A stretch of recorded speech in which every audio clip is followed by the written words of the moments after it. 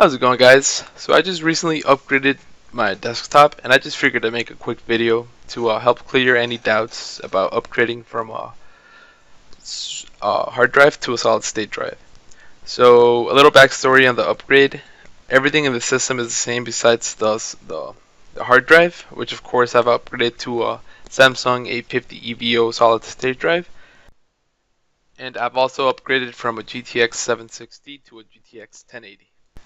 The video card is gonna have little to no difference in the load times and the booting of the operating system, but I figure I'd just tell you guys exactly what I did upgrade.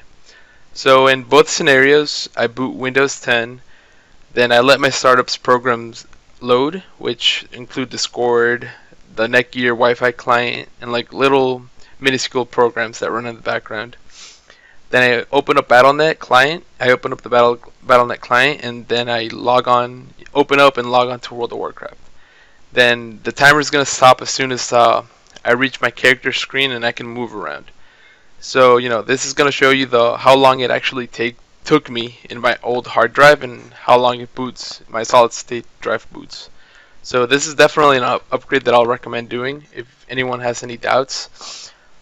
So hopefully you enjoy the video and it's not too long.